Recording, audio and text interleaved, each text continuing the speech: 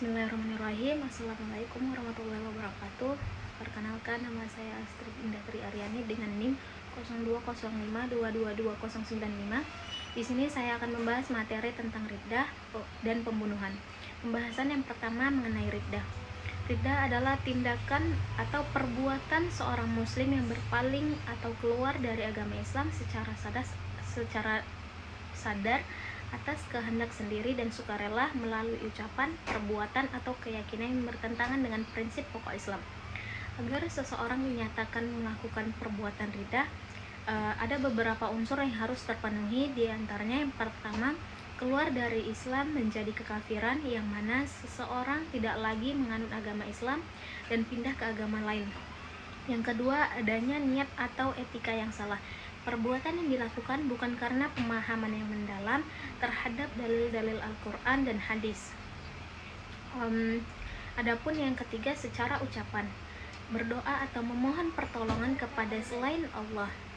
Yang keempat, melalui perbuatan seperti sujud kepada patung atau pohon atau melakukan sihir. Adapun hukuman jarimah riddah ada 3 macam, diantaranya yang pertama hukuman pokok, yang mana menurut beberapa ulama hukuman pokok jarimah riddah adalah hukuman mati, seperti sabda Nabi, barang siapa yang mengganti agamanya maka bunuhlah dia. Adapun hukuman mati ini hanya dijatuhkan jika dia menolak taubat. Jika dia kembali masuk Islam, hukumannya gugur. Yang kedua, hukuman pengganti. Ada beberapa penahanan atau kurungan untuk proses taubat, atau pelaku diberi nasihat, diajak kembali dan diperbaiki keyakinannya. Selama status murtad belum selesai, pelaku tidak boleh menikah, tidak dapat menjadi wali, tidak dapat mewarisi. Adapun hukuman tambahan seperti harta pelaku murtad disita oleh Baitul Mal, perkawinan batal otomatis, atau hubungan suami istri dihentikan, pelaku murtad tidak berhak mewarisi dan tidak bisa diwarisi. Jika meninggal dalam keadaan murtad, tidak dimandikan, dikafani, dan disolatin. Adapun alat bukti jarimah riddah diantaranya yang pertama, pengakuan dari pelaku bahwa ia keluar dari Islam. Yang kedua, 2 orang saksi yang adil yang melihat atau mendengar pelaku mengucapkan atau melakukan perbuatan riddah. Yang ketiga, pembuktian seperti tindakan yang nyata, contohnya seperti ikut ritual dalam keagamaan lain. Adapun dasar hukum jarimah riddah terdapat pada Quran surah Al-Baqarah ayat 217. Adapun pembahasan yang kedua yaitu tentang pembunuhan. Pembunuhan adalah kejahatan menghilangkan nyawa seseorang atau orang lain, yang mana pembunuhan ini terbagi menjadi 3 jenis. Diantaranya yang pertama, pembunuhan sengaja. Pembunuhan sengaja adalah tindakan seseorang menghilangkan nyawa orang lain dengan maksud atau niat maupun rencana dan menggunakan alat yang umumnya mematikan.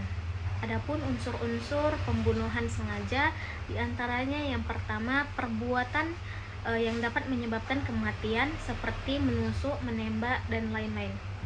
Yang kedua, dilakukan dengan kesengajaan atau niat. Pelaku tersebut sadar dan berniat untuk membunuh. Yang ketiga, menggunakan alat yang mematikan, contohnya seperti pisau, senjata api, dan lain-lain. Yang keempat, korban adalah orang yang hidup. Adapun hukuman bagi pelaku pembunuhan sengaja, yang pertama,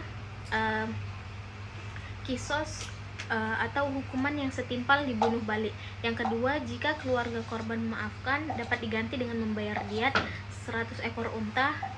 Adapun alat bukti dalam pembunuhan sengaja, yang pertama, kesaksian minimal 2 orang saksi laki-laki yang adil. Yang kedua, pengakuan atau ikrar dari si pelaku atas perbuatannya. Yang ketiga, alat bukti berupa sidik jari, rekaman CCTV, dan lain-lain.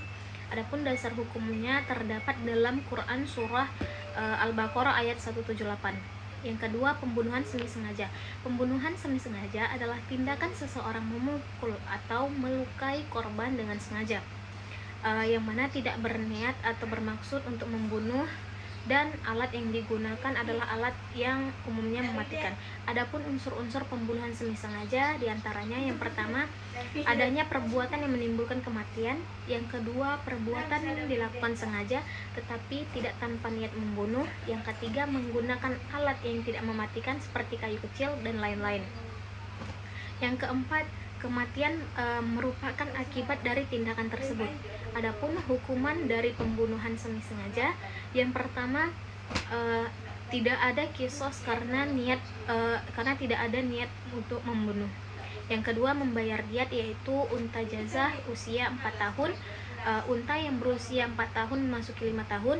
Yang kedua, unta hikmah usia 3 tahun, unta betina yang berusia 3 tahun memasuki 4 tahun, unta bintul labun yaitu unta berusia 2 tahun. Unta betina meskipun tidak membunuh dengan sengaja tetapi dikarenakan kefarat seperti memerdekakan budak, jika dia tidak mampu maka puasa 2 bulan berturut-turut, jika dia tidak mampu lagi maka dia memberi makan 60 orang miskin. Adapun alat bukti pembunuhan semi sengaja diantaranya yang pertama kesaksian 2 orang saksi laki-laki yang adil, yang baik, berakal, jujur, dan menyaksikan secara langsung kejadian tersebut. Yang kedua, pengakuan pelaku memukul korban yang tidak bermaksud untuk membunuh, menjelaskan alat yang digunakan. Yang ketiga, bukti pendukung, rekaman CCTV, hasil visum atau forensik, lalu jejak luka, barang bukti atau alat pemukul.